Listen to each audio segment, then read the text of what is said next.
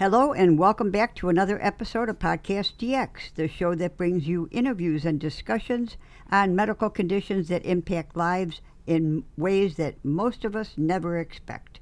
I'm Lita. I'm Jean Marie, and Ron will not be joining us today. Today we are talking about a fascinating and sometimes underestimated bacterial infection known as Bartonella. You may never have heard of it. Let's just put it that way. And it's probably, if you did hear about it, you heard it referred to as cat scratch disease or cat scratch fever. Or is that, no? Isn't that a song? That's a song. Okay. But this group of bacteria is far more complex than just cat scratch fever or cat scratch disease. I cannot talk today. It's responsible for multiple illnesses worldwide, each with its own history, symptoms, and challenges for diagnosis and treatment. Okay. Mm-hmm. Well, we're going to cover the different species of Bartonella. It sounds like a tomato sauce to me. It does. How they're transmitted, what kind of diseases they cause, how the doctors diagnose and treat them, and we're even going to look at how climate change is likely to influence Bartonella's future spread. Okay. By the end of this hour, I think our listeners will see that it's not just a cat person's problem. Okay. So let's start with the basics. Bartonella is a genus of gram-negative bacteria, meaning that it's a certain type of cell wall that stains pink in the lab, and it's generally harder for the immune system or harder on the immune system. And it's also challenging for antibiotics, for treatments. Okay. And what makes Bartonella so tricky is that it's what's called facultative intracellular, meaning it can live inside the cells of the body, like red blood cells or the cells lining our blood vessels. But it doesn't have to. This ability to hide inside cells makes it much harder to detect. And there are over 40 species of Bartonella, but the three most notorious are Bartonella, Henselae? Sure. Okay. Which causes cat scratch disease. Bartonella, Quintana? sure, which is best known for trench fever. So, if you're thinking about like World War II. Mm-hmm. And Bartonella, Bacilliformis? sure. I think it's Bacilliformis. Bacilliformis. Sure. Which causes carrion disease in parts of South America. Now, Bartonella is not like the flu. You cannot catch it from someone coughing next to you. It usually needs a vector, and we've covered vectors before. Yep. An arthropod, like a flea, louse, or An arthropod? Arthropod? What did I call it? An anthropod. Oh, no. An arthropod, like a flea, louse, or sandfly. Okay. Or direct contact with an infected animal. Especially for, the... Bartonella henselae? Yep. Okay. The cat flea is the main culprit. Oh. The bacteria can live in the flea's gut, and then it's deposited in the flea's excrement or flea dirt. And that's a polite term for flea feces. And that is deposited on the cat's skin. And then if a cat scratches itself, those bacteria then get under its claws. And then when the cat scratches a person or another animal, it can be introduced into the person's skin. That just blows my mind. Okay. I mean, a flea is Yes. so tiny. Yes. And we're talking about... Well, bacteria are so tiny. Okay. Yeah. But that really puts it into perspective. Okay. With Bartonella quintana, the vector is the human body louse. This is why trench fever was such a huge problem in World War One. I said World War II. Okay. No, you said one. I think I said 2. Okay. I meant it was one. It was one. Okay. Soldiers lived in crowded, unhygienic conditions with no way to wash their uniforms, and the lice population exploded. That's so sad. I mean, you're dealing with so much, and then you have that as well. Yeah. And then that third type that we mentioned, it's all about the sandflies. Okay. And they can be found in certain valleys of the Andes, for example. Historically, the infection was geographically, locked into that area, But we'll talk about that in a bit, how climate change can be shuffling or shifting that spread.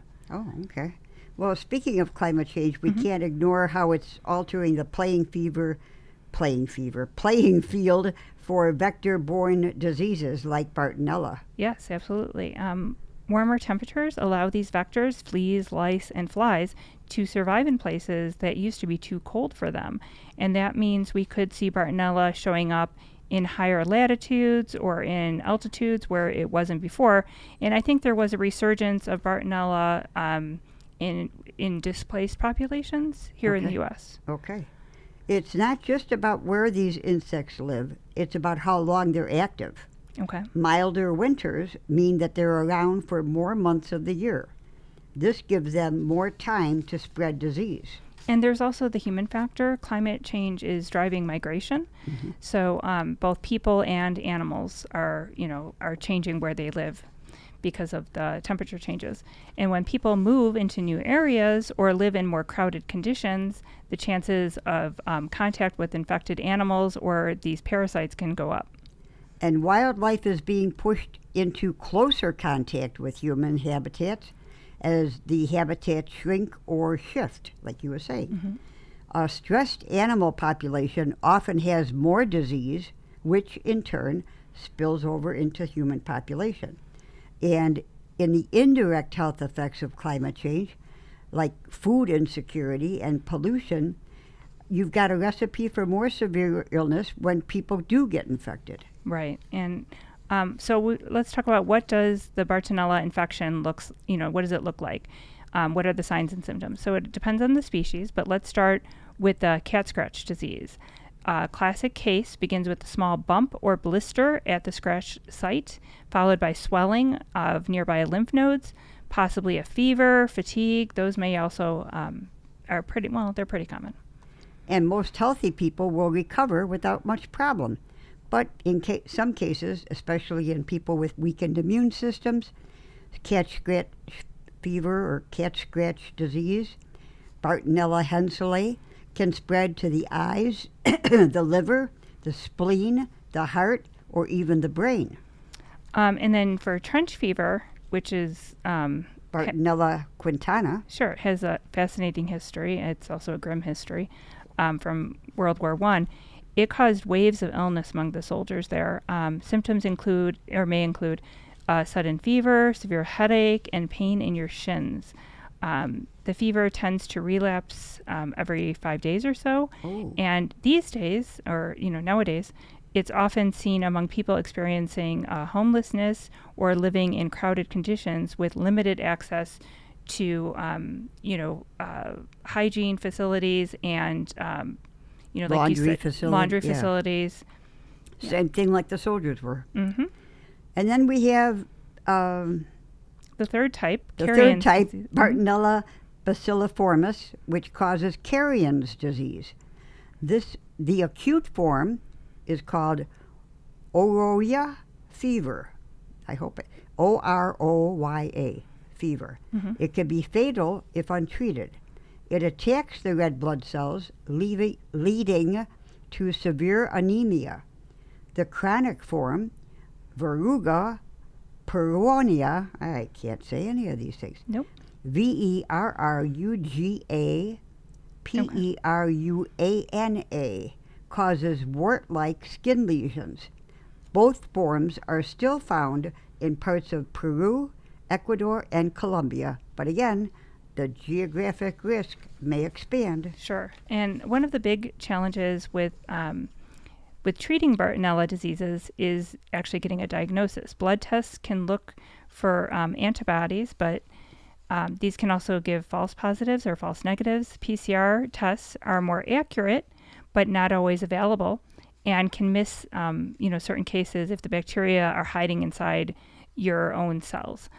Sometimes doctors can use special cultures to coax the bacteria out and then test that. And treatment depends on the species and the patient's health.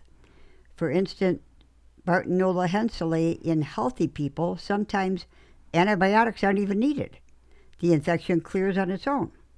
But for severe or complicated cases, azithromycin is often prescribed. And then for Bartonella quintana? Yep. Typically, this requires a combination of medications, and then Basiformless? Yep, is treated with another type of medications during its acute phase, and then different medications during its chronic phase. So, you want to make sure that your healthcare provider is, you want to go to a healthcare provider who is familiar with this disease, and they will provide the appropriate medications. In immunocompromised patients, treatment it has to be more aggressive and often lasts for a longer course of time. And prevention is probably the key here. Sure. It's all about controlling the vectors, keeping fleas off your cats, washing your hands and after handling pets, and treat any scratches promptly. For trench fever, controlling body lice through hygiene and laundering clothes is key. In sandfly areas, protective clothing and insect repellent can help. But prevention isn't just an individual responsibility. As we talk about many times, public health systems need to be in place to help keep Bartonella diseases on the radar, and also to make sure that treatments are available, and that facilities are available to those who cannot afford them or do not currently have housing, especially as climate change makes it a potential problem in new areas. So surveillance, education, vector control programs, those are all going to be crucial. Well, Bartonella may not be as well known as Lyme disease or malaria, but it has all the ingredients to become a bigger global health issue. Adaptable bacteria, multiple animal reservoirs, and insect vectors that are responding to our changing climate. If you got pets, if you live in or travel to an endemic area, or if you work in public health, it's worth keeping this one in mind. And also keep in mind that this podcast is not intended to be a substitute for professional medical advice, diagnosis, or treatment. Always seek the advice of your physician or other qualified healthcare provider with any questions you may have regarding a medical condition or treatment, and before undertaking a new healthcare regime. And never disregard professional medical advice or delay in seeking it because of something you've heard on this podcast. Thanks for listening. Stay safe, stay informed, and we'll see you next time on PodcastDX. Till next week.